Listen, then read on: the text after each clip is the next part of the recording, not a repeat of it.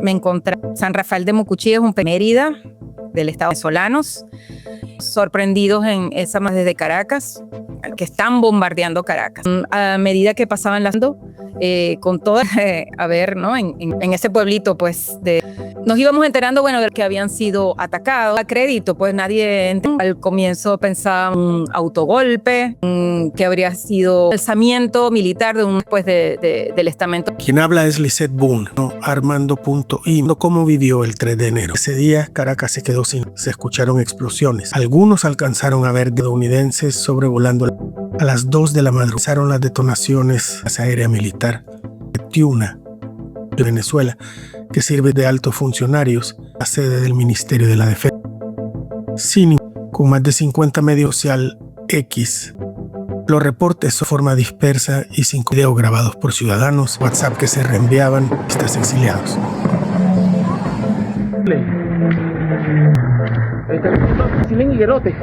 Información para Noticia de Caracas, donde ya se han registrado acciones.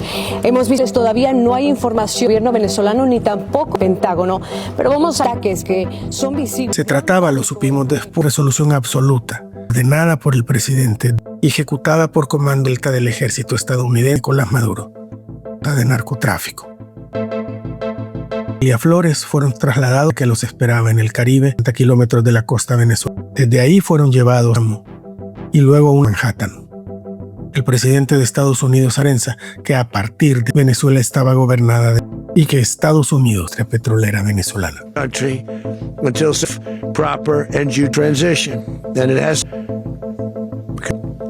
Este es una niñez que posa la mirada en. Estaba en un pequeño pueblo de Mérida en los Andes y bueno, fuimos madrugada, llamadas telefónicas con el anuncio de ¿no? Horas nos íbamos enterando las dificultades de conexión que pues, del estado Mérida, lo que había pasado de los puntos 2 y nadie entendía muy bien la situación, que era quizás también uno de los sectores militar. Periodista del medio venezolano, contando la madrugada de luz y poco después decenas de helicópteros está la ciudad. Jugada comenzó en La Carlota, y continuaron en Fuerte, principal complejo militar también de residencia y en donde está la prensa. Información oficial, los cerrados y la red bloqueada sobre lo que ocurrió circularon de confirmación. Mensajes y transmisiones de periodistas. Están cayendo los misiles, están cayendo los misiles. Están cayendo los misiles. Interrumpimos la programación ahora en Venezuela. Han dado al menos 7 explosiones. Varios videos en las redes sociales no confirmada ni por parte del gobierno, por parte de la Casa Blanca o imágenes de estos ataques y que ya han creado. Pues de la operación, una acción militar por Donald Trump, los de élite de la fuerza dense para capturar a quien Washington acusa. Maduro y su esposa, silos en helicóptero a un buque de guerra a unos 160 a la base naval de Guantánamo, aeropuerto militar al norte de Poco después, anunciaría en conferencia de ese momento, desde Washington, se haría cargo de la industria. So we are going to run the cut time as we can do a safe decision to be judicious, because that's what we're all about. Episodio especial de Malas Compañías Venezuela. Ciudadanos que llevan 3 de vivieron la caída de Nicolás y no pasó. Lisette Boone, la periodista de Armando, al principio de este episodio. Entrevistamos a Sergio, y editor de libros Caracas, y ex editor de Opinión y columnista Los Dada, Malas Compañías.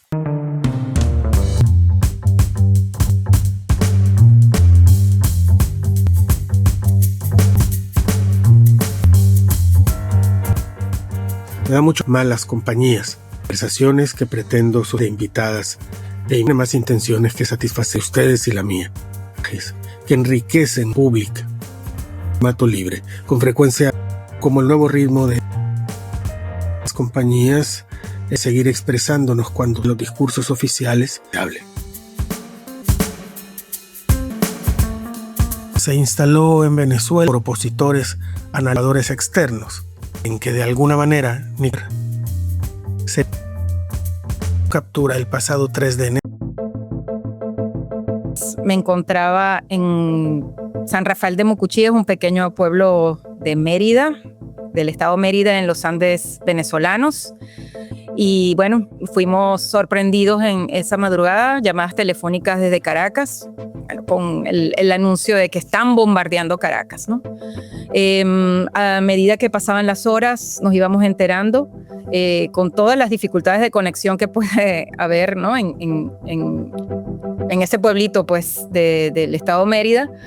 Nos íbamos enterando, bueno, de lo que había pasado, de los puntos que habían sido atacados, y nadie daba crédito, pues nadie entendía muy bien la situación. Al comienzo pensábamos que era quizás un autogolpe, también que habría sido un alzamiento militar de uno de los sectores, pues, del estamento militar. Quien habla es Lisette Boone, periodista del medio venezolano Armando.info, contando cómo vivió el 3 de enero. La madrugada de ese día, Caracas se quedó sin luz y poco después se escucharon explosiones. Algunos alcanzaron a ver decenas de helicópteros estadounidenses sobrevolando la ciudad. A las 2 de la madrugada comenzaron las detonaciones en La Carlota, una base aérea militar, y continuaron en Fuerte Tiuna, el principal complejo militar de Venezuela, que sirve también de residencia de altos funcionarios y en donde está la sede del Ministerio de la Defensa. Sin información oficial, con más de 50 medios cerrados y la red social X bloqueada, los reportes sobre lo que ocurrió circularon de forma dispersa y sin confirmación. Videos grabados por ciudadanos, mensajes de WhatsApp que se reenviaban y transmisiones de periodistas exiliados. Están cayendo los misiles. Están cayendo los misiles. Están cayendo los misiles en Higuerote. Interrumpimos la programación para noticia de última hora en Venezuela, en Caracas, donde ya se han registrado al menos 7 explosiones. Hemos visto varios videos en las redes sociales. Todavía no hay información confirmada ni por parte del gobierno venezolano ni tampoco por parte de la Casa Blanca o el Pentágono. Pero vamos a imágenes de estos ataques que son visibles y que ya han creado... Se trataba, lo supimos después, de la Operación Resolución Absoluta, una acción militar ordenada por el presidente Donald Trump y ejecutada por comandos de élite de la Fuerza Delta del ejército estadounidense para capturar a Nicolás Maduro, a quien Washington acusa de narcotráfico. Maduro y su esposa, Cilia Flores, fueron trasladados en helicóptero a un buque de guerra que los esperaba en el Caribe, a unos 160 kilómetros de la costa venezolana. Desde ahí fueron llevados a la base naval de Guantánamo y luego a un aeropuerto militar al norte de Manhattan. Poco después, el presidente de Estados Unidos anunciaría en conferencia de prensa que a partir de ese momento, Venezuela estaba gobernada desde Washington y que Estados Unidos se haría cargo de la industria petrolera venezolana. So we are going to run the country until such time as we can do a safe, proper, and judicious transition. And it has to be judicious because that's what we're all about. Este es un episodio especial de Malas Compañías que posa la mirada en Venezuela para entender cómo sus ciudadanos, que llevan 3 décadas bajo una dictadura, vivieron la incursión militar estadounidense, la caída de Nicolás Maduro y lo que pasó y no pasó después. Entrevistamos a Lisette Boone, la periodista de Armando.info que escucharon al principio de este episodio. También entrevistamos a Sergio Davar, escritor y editor de libros que también vive en Caracas, y a Boris Muñoz, ex editor de opinión del New York Times en español y columnista de El País. Soy Carlos Dada. Esto es Malas Compañías.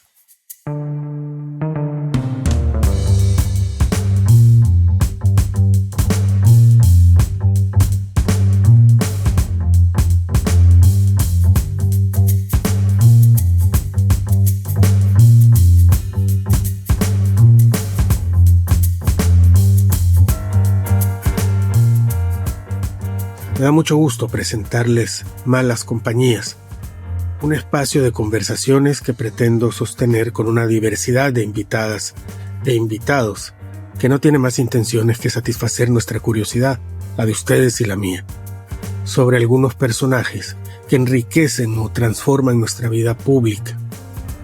Son conversaciones en formato libre, con frecuencia mensual, como el nuevo ritmo de ediciones del Faro. Les prometo malas compañías en esta irremediable manía de seguir expresándonos cuando todo lo que no responde a los discursos oficiales es considerado indeseable.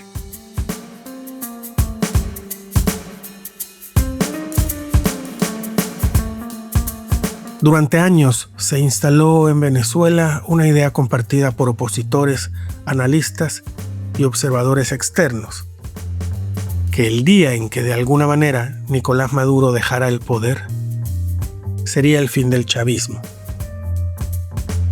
La confirmación de su captura el pasado 3 de enero fue leída de ese modo y se tradujo en celebraciones entre venezolanos, sobre todo en el exterior. En Venezuela la reacción fue distinta. Así la describe Lisette. Me encontraba en San Rafael de Mucuchí, es un pequeño pueblo de Mérida, del estado Mérida, en los Andes venezolanos. Y bueno, fuimos sorprendidos en esa madrugada, llamadas telefónicas desde Caracas, con el anuncio de que están bombardeando Caracas, ¿no? A medida que pasaban las horas, nos íbamos enterando, con todas las dificultades de conexión que puede haber, ¿no? en ese pueblito, pues, del estado Mérida. Nos íbamos enterando, bueno, de lo que había pasado, de los puntos que habían sido atacados, y nadie daba crédito, pues nadie entendía muy bien la situación. Al comienzo pensábamos que era quizás un autogolpe, también que habría sido un alzamiento militar de uno de los sectores, pues, del estamento militar. A Sergio Davar, el editor de libros, el 3 de enero lo encontró en la isla de Margarita, en el Caribe venezolano, terminando sus vacaciones de fin de año. Su teléfono empezó a llenarse de mensajes. Hablaban de un bombardeo, después de un bombardeo estadounidense y luego de la captura de Nicolás Maduro. Cosa que en principio tampoco creí, porque, uno está muy descreído en Venezuela después de 26 años, donde han aparecido todas las teorías de las conspiraciones posibles. Pues uno de entrada empieza con mucho escepticismo a ver todo este tipo de cosas. Y yo dije, no, esto no debe ser, esto debe ser una cosa que están diciendo, pero no. En esas primeras horas la expectativa aumentó. La caída de Maduro abría paso, creyeron muchos, dentro y fuera de Venezuela, a una transición encabezada por Edmundo González Urrutia, el candidato que resultó ganador en las elecciones de 2024, junto a María Corina Machado, la flamante Premio Nobel de la Paz y principal figura de la oposición venezolana, quien logró demostrar con actas electorales el fraude de grandes dimensiones cometido por Maduro para mantenerse en el poder. Machado difundió en sus redes sociales un audio en el que habló de justicia internacional, del fin del régimen y de una transición política para Venezuela. Llegó la hora de que la soberanía popular y la soberanía nacional rijan en nuestro país. Vamos a poner orden, a liberar a los presos políticos, a construir un país excepcional y a traer a nuestros hijos de vuelta a casa. Esa era la secuencia que muchos daban por sentada. Pero a media mañana, en una conferencia de prensa sobre la captura de Maduro, el presidente Donald Trump descartó a María Corina Machado como opción para la transición. Oh, I think it would be very tough for her to be the leader. She doesn't have the support within or the respect within the country. She's a very nice woman, but she doesn't have the respect to be the leader. Ella no tiene el apoyo ni el respeto de Venezuela, dijo Trump. Entonces notificó que la persona encargada del gobierno sería Delcy Rodríguez, la vicepresidenta de Maduro y figura central del régimen. Nos lo cuenta Lisette Boone. Vemos aquí como que, bueno, se desinflaron todos los ánimos y bueno, había mucho aturdimiento, no se entendía qué es lo que estaba pasando, porque ahora con el pasar de los días ya lo vemos más claro, ¿no? Pero en ese momento pues no se podía entender cómo una figura que formaba parte del gabinete de Nicolás Maduro fuese la que tomara las riendas de Venezuela, de un gobierno interino, después de la caída de Nicolás Maduro. La conferencia de prensa de Trump paró en seco el júbilo de la oposición venezolana. El anuncio, que no contemplaba ningún rol para los opositores, los sorprendió tanto que no fueron capaces de estructurar una reacción inmediata. Intentamos hablar con opositores y con voceros de Machado, pero ninguno quiso hablar. Algunos admitieron off the record estar aún sorprendidos por haber quedado peor de lo que estaban con Maduro, con mucho menos margen de acción en Venezuela. Boris Muñoz, el editor venezolano y columnista de El País, quien lleva muchos años viviendo en Estados Unidos, nos lo explica. Me parece que ellos han recibido un balde de agua por parte del gobierno de Trump, realmente una bofetada a la que no han sabido reaccionar. Y esto a mí me digo, wow, me decepciona, pero también digo, o sea, revela que no había el grado de contacto y de comunicación que ellos habían hecho creer que tenían. Y de esto sí me he enterado por fuentes con las que he hablado en estos días. Entonces, me parece a mí que quedan fuera de base, fuera de la foto y sin una ruta clara de regreso. Yo no digo con esto que ellos no van a estar en la transición más adelante o en lo que pase. Incluso si el chavismo logra estabilizar y quedarse más tiempo, digamos más allá de 6 meses, de 180 días, o sea, no hay una convocatoria de elecciones, sino que se toma la ruta larga del año o 2 años, más adelante es muy posible que haya un regreso de estos factores, sobre todo de los protagonistas, y en primer lugar de María Corina Machado, ¿no? Tiene cierto tiempo para reconstituirse, pero sus primeras intervenciones no han sido muy, digamos, asertivas. Y eso, ella es una mujer muy asertiva en general, ¿no?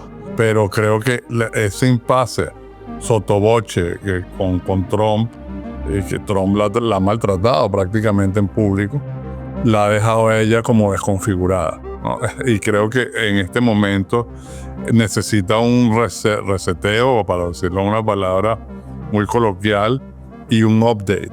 Necesita actualizar su capacidad política y su estrategia para posicionarse en este momento en que hay una situación de gravedad que no ha sido reconocida en la euforia de la salida de Maduro. Cosa que yo entiendo hasta cierto punto. Y me refiero a esa confiscación de la soberanía venezolana, que es un tema, yo creo que es crítico aquí. Boris se refiere a la imposición desde Washington de las nuevas reglas de la vida política y económica en Venezuela, al hecho de que él decide, de acuerdo a los intereses de Estados Unidos, quién, cómo y durante cuánto tiempo administrará el gobierno venezolano, cuánto petróleo será enviado a Estados Unidos para su comercialización y con qué países podrá tener Venezuela relaciones diplomáticas o recibir inversiones.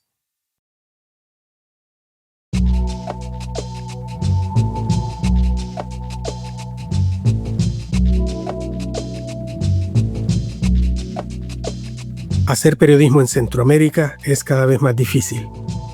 Trabajamos bajo acosos, amenazas y detenciones arbitrarias provenientes de regímenes que necesitan ocultar su corrupción, sus abusos de poder y sus pactos mafiosos.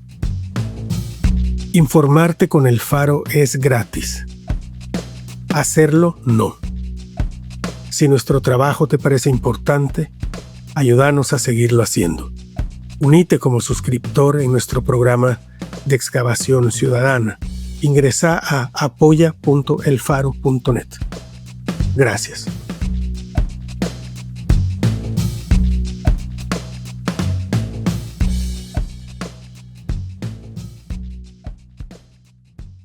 48 horas después de la captura de Nicolás Maduro, Delcy Rodríguez asumía ya oficialmente como presidenta encargada de Venezuela. Desde su primer discurso, fijó el relato. No habló de una caída interna del poder, sino de una agresión externa. Vengo con dolor por el sufrimiento que se le ha causado al pueblo venezolano luego de una agresión militar ilegítima contra nuestra patria.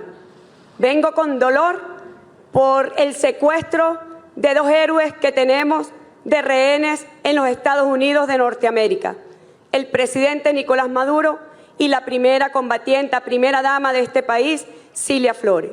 La toma de posesión de Delcy Rodríguez y el espaldarazo recibido desde la Casa Blanca anunciaron un pragmatismo estadounidense, pero también evidenciaron la absoluta falta de coordinación entre la oposición venezolana y el gobierno de Estados Unidos. A pesar de los meses de presencia militar en las costas venezolanas, de las amenazas de Trump y de los bombardeos a supuestas narcolanchas, es decir, a pesar de la presión que anunciaba una insoportable asfixia a la dictadura de Maduro, la oposición liderada por María Corina Machado no estaba al tanto de los planes de Donald Trump. No, pero seguimos hablando solo de pragmatismo, ya no de siquiera respeto al resultado electoral, porque además Trump se refiere a María Corina Machado, no tiene ni una mención para el candidato que salió electo en la última elección, que además tampoco está en la conversación general de esta nueva foto de Venezuela, digamos. Quién sabe si lo estará al final o no. Ahora, yo creo que esto que estás tocando tú es muy, muy sensible y es también casi doloroso, ¿no? O sea, si uno cree en la democracia como principio, como un sistema que garantiza justamente un nivel de liberación y crítica que es importante para que haya una pluralidad en una sociedad, etcétera, ¿no? Quizás Marco Rubio tiene otra forma de ver las cosas y él las maneja a su manera.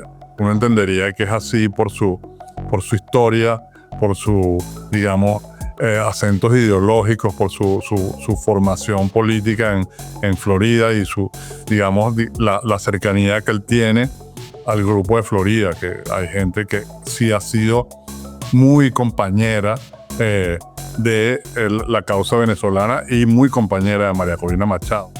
De toda la larga historia de la oposición venezolana al chavismo, probablemente uno de sus momentos más destacados sea el reciente premio Nobel otorgado a María Corina Machado hace pocas semanas, que la catapultó como una figura mundial, como la gran líder democrática contra la dictadura. Lo cierto es que una vez más, la oposición venezolana parece quedarse sin estrategias para mantener su vigencia, para aprovechar el momento. Vuelvo a mi conversación con Sergio Davar. Yo me acuerdo que alguna vez Teodoro Petkov me dijo, si es que la manera más efectiva para terminar con esto es dejar, todavía estaba Hugo Chávez vivo evidentemente, es dejar que Hugo Chávez gobierne, me decía, porque es muy ineficiente. El problema es que con todos estos paros, con el golpe de Estado, con todo el discurso de la oposición, lo que han hecho es darle un pretexto. Hugo Chávez justifica su ineficiencia en esta torpeza de la oposición. Ya hablaba Petkov de torpeza y decía es que es una oposición muy torpe. Y después lo que empezó a pasar es que parecía que la oposición tenía una sola ruta con la que se obsesionaba y cuando eso pasaba se empezaba a desinflar. Juan Guaidó es probablemente el ejemplo más visible, pero después Leopoldo López, después de años en la cárcel, después de ese incluso paralelo que hacía buena parte de la oposición con el Mandela venezolano, cuando lo liberaron, su figura parece que se desinfló. Y ahora es María Corina Machado y Edmundo González. Los saca Trump de la foto y María Corina Machado lo que hace es ir otra vez, digamos, a apelar al señor Trump para que no se olvide de ella. Y parece que en todo este mar revuelto, esa figura que acababa de ser coronada en Oslo con un premio Nobel, tampoco encuentra la manera de mantenerse a la altura de la historia. No sé si estoy siendo demasiado lapidario en ese juicio. No, está bien. Es un análisis y cabe ese análisis. Y cabe ser severo porque, bueno, la única manera de crecer es entendiendo que uno se equivoca y que, bueno, no ha hecho las cosas bien. Quizás nosotros no teníamos una larga tradición siendo oposición. En Venezuela había, digamos, vamos a decir, los años de la democracia, entre el 58 y el 98, bueno, fueron años donde había un bipartidismo, había una oposición que sí hacía un trabajo, pero tampoco nada muy espectacular. Pero quiero decir, como lo que le tocó a la oposición que se inauguró en el año 98, de enfrentarse a lo que venía con Chávez. Ahora, por otro lado, también me quiero poner un poco del lado de la oposición a decir, tuvimos 26 años recibiendo golpes muy duros, sin que además nadie creyera mucho en nosotros, porque somos una oposición que nunca tuvo muy buen recibimiento. Siempre fue muy criticada por muchas partes. Ahora, si bien es verdad que hemos cometido muchos errores, yo tengo que decir que esto que ha ocurrido en los